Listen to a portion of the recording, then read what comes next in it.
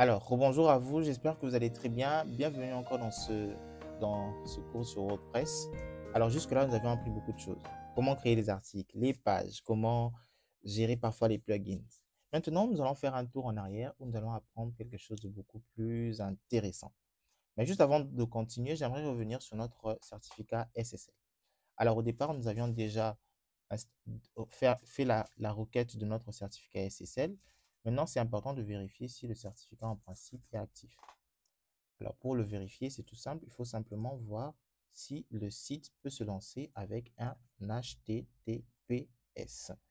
Je vais prendre ça comme ça. Tac. Je vais prendre ici wp-admin. Voilà. Alright. Regardez ici, par exemple, le site se lance avec un HTTPS. Pourquoi? Parce que là, il est marqué sécurisé. Si ce n'est pas le cas, retournez sur votre certificat SSL ici, là dans les paramètres que nous avions vus au départ. Vous allez voir ici, en principe, c'est marqué en vert, issued. Et là maintenant, vous allez faire un request. En principe, vous allez sur request, d'accord?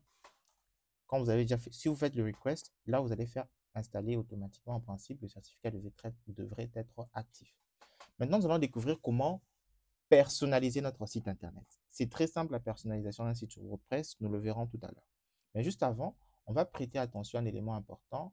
Nous allons prêter attention à notre menu. On va visiter notre site internet WordPress rapidement. Nous allons prêter attention à notre menu WordPress. Regardez le menu et nous avons le footer ici. Alors, comment personnaliser un site? Commençons par le menu. On va sur Apparence, on a le menu.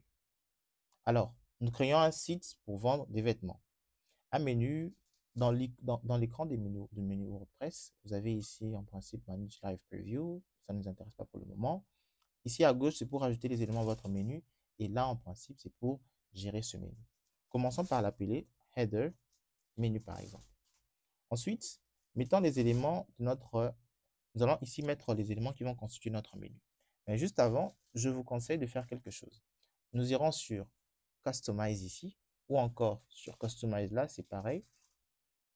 Nous irons sur Customize et nous allons devoir gérer quelque chose d'assez intéressant. Nous allons activer ce plugin. S'il n'est pas encore activé chez vous, installez ce plugin et activez-le. Alors, c'est un plugin qui nous permettra de gérer quelques éléments sur notre site internet et d'avoir accès à plus de fonctionnalités. Une fois que le plugin est installé, regardez ce qui va se faire. Voilà, en principe, chez vous, vous pourriez avoir un menu quelque part ici. Mais nous verrons comment gérer tout ça. Alors, revenons ici. On met notre header menu.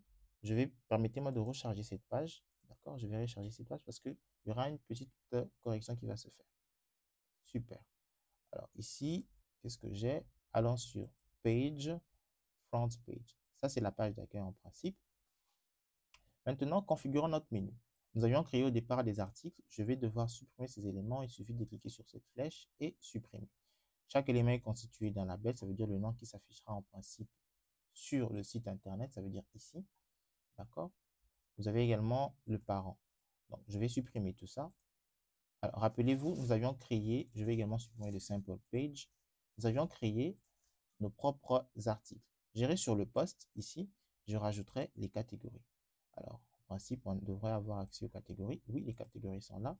Je viens là, je vais rajouter les accessoires à mes femmes. Je vais également rajouter les vêtements et autres.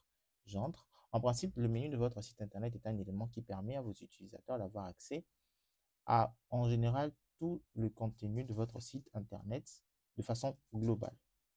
Regardez là, je vais mettre ces éléments en dessous des autres parce que là, en principe, ce sont des sous-éléments de vêtements. Voilà. Contact, je vais mettre ça un peu plus bas comme ça. Super. Et je vais créer mon menu. Create menu.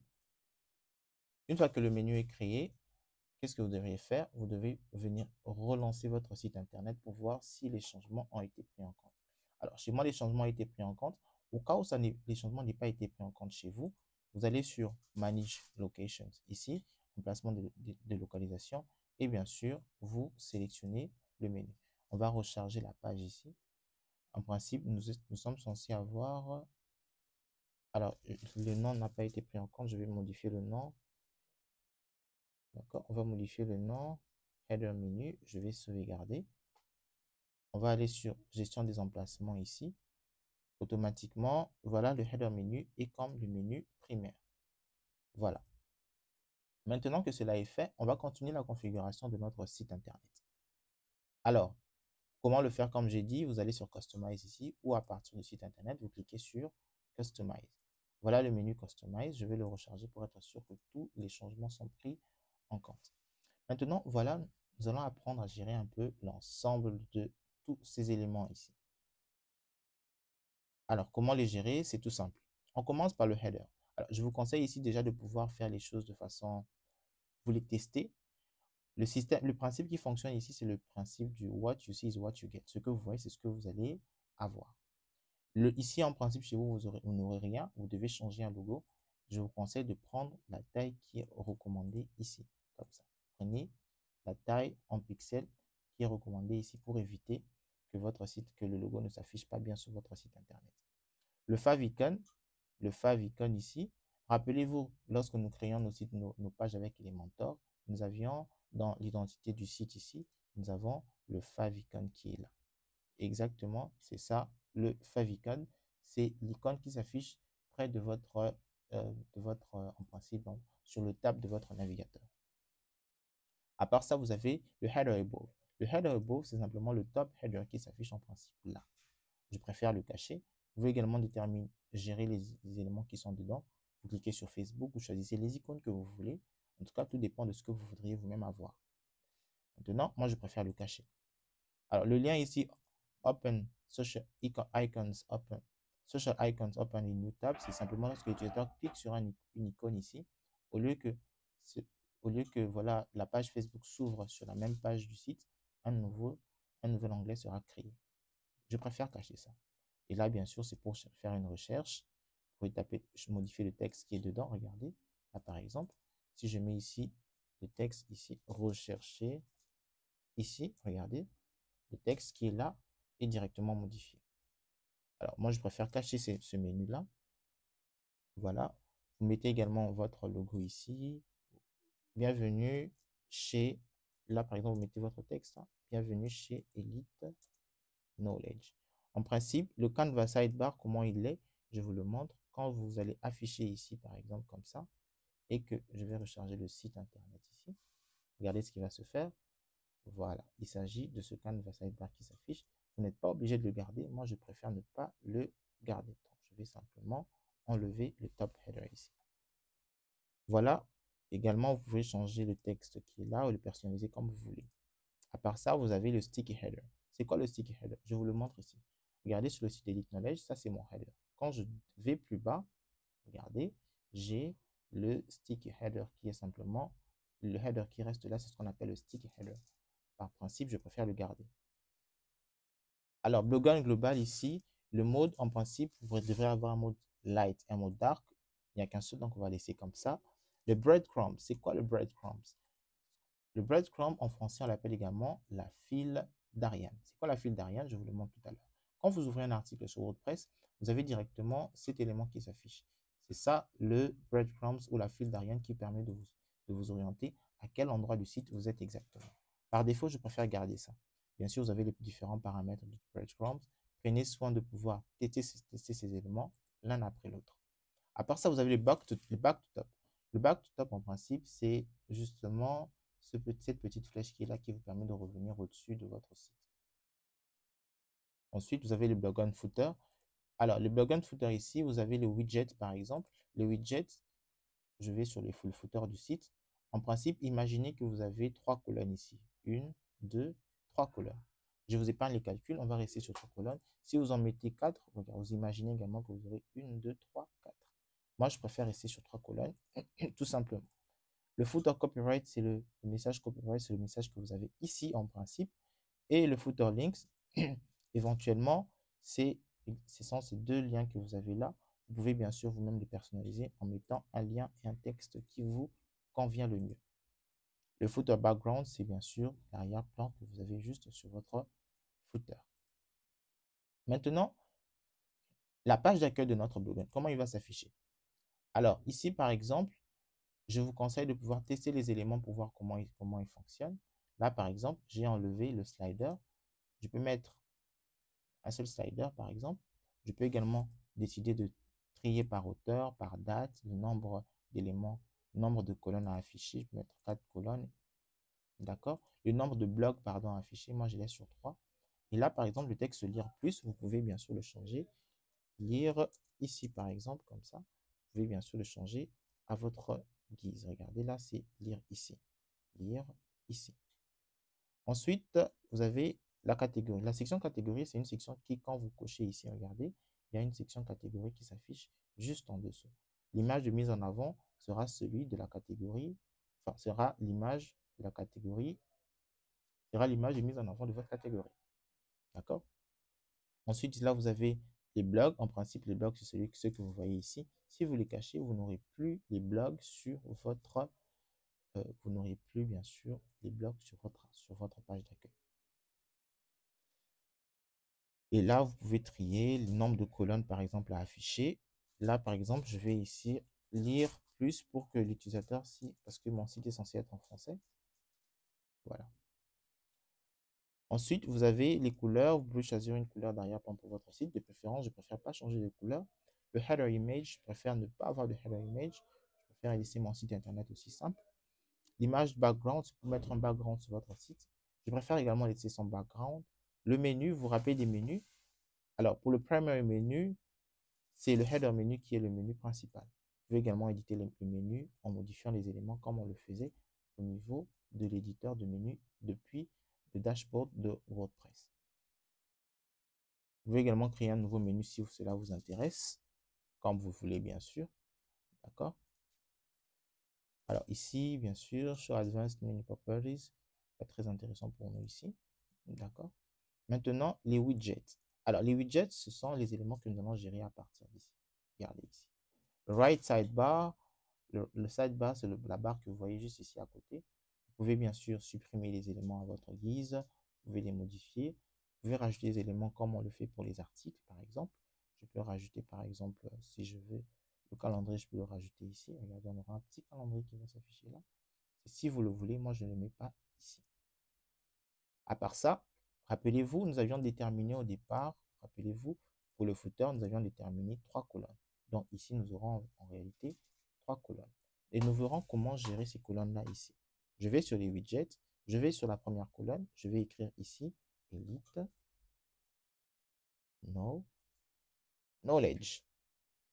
Sorry, je vais écrire paragraphe, j'ai écrit Elite Knowledge, je mettrai ça en tant que titre H3. Regardez, on aura Elite Knowledge juste là. Super. Et juste en bas, je mets un paragraphe, j'écris par exemple bâtir une vie, c'est s'aimer, arroser et devenir témoin des fruits. Super. Il y aura mon titre qui va s'afficher.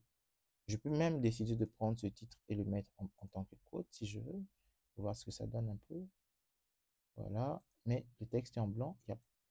Alors, est-ce que je peux changer la couleur de mon texte? En principe, je peux. Je vais ici sur Show More Settings. Texte, la couleur, je mets en noir par exemple. On voit ce que ça donne. Par exemple, je peux faire ça. En tout cas, faites-le comme vous le trouvez bon. Ensuite, je peux par exemple venir rajouter les social par exemple. Social icons. Je fais sur plus. Je vais par exemple sur Instagram. Alors, je vais juste vous rassurer sur quelque chose. Si vous voulez rajouter le texte dans les réseaux sociaux, si vous cliquez dessus, ben, vous aurez votre page qui va, regardez, je clique. On me demande de pouvoir quitter ce site. Je fais cancel et j'écris instagram.com. Je fais entrer, je rajoute un nouveau réseau, je mets ici par exemple Facebook. Là, je viens ici, je clique, je fais cancel. Je fais facebook.com. Alors, si jamais il arrive que quand vous cliquez sur le lien et que jamais ça vous ouvre sur une autre page, regardez, ça va carrément recharger ma page. Alors que moi, ce que je veux, ça recharge carrément ma page. Alors que ce que moi, je veux simplement qu'il puisse m'aider à modifier le titre de Facebook. Je maintiens contrôle, je clique. Une nouvelle page va s'ouvrir, mais ça me permet de pouvoir modifier en attendant. D'accord? C'est juste une astuce pour vous permettre de bien travailler. Alors, on va rajouter X par exemple. Je mets X ici. Je clique, je clique. contrôle toujours comme je vous l'ai dit pour créer une nouvelle page là. Je mets ici x.com. Je valide. Regardez juste en bas. Tac. Et là, vous pouvez aller sur plus de paramètres, bien sûr, pour déterminer comment vos éléments vont devoir s'afficher. Et là, par exemple, je pense que c'est bon. Plus de paramètres ici. Vous pouvez déterminer comment ils vont s'afficher. Est-ce qu'ils seront en vertical? Est-ce qu'ils seront en horizontal? Faites-le comme cela vous semble bon. Donc, Open Links in New Tab. Ouvrez les liens sur un nouvel onglet. Je valide ça. Super. Maintenant, allons sur le footer 2. Le footer 2, je vais rajouter les liens utiles. Là, par exemple, je vais écrire ici, lien utile. Et ici, par contre, les amis, je vais mettre, page 3, je vais mettre les archives. Ça veut dire les articles de mon site internet. Les archives. Super. Alors, c'est pas exactement ce que je veux. Alors, je vais supprimer ça. Au lieu de mettre les archives comme ça, je vais mettre simplement les latest posts.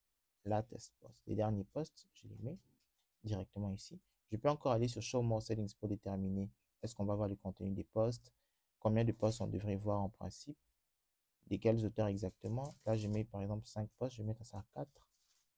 Number of items, je mets 4. Je valide et je ferme. Super. Je vais sur la troisième colonne. La troisième colonne, on y va sur la troisième colonne. La troisième colonne, je vais mettre par exemple le calendrier. Voilà.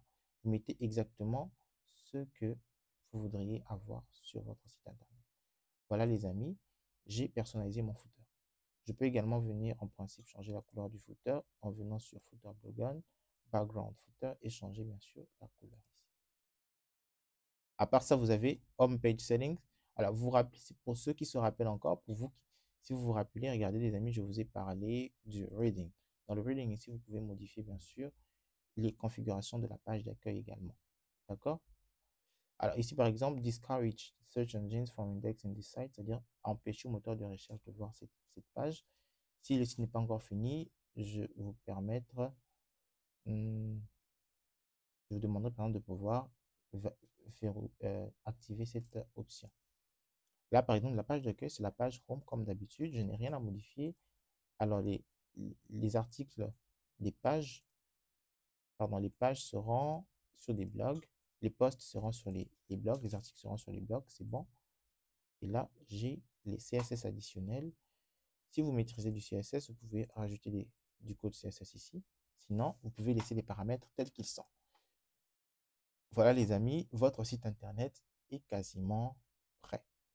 Dans la prochaine session, je vous montrerai comment gérer des éléments encore beaucoup plus intéressants sur le site. On se retrouve très prochainement. Au revoir.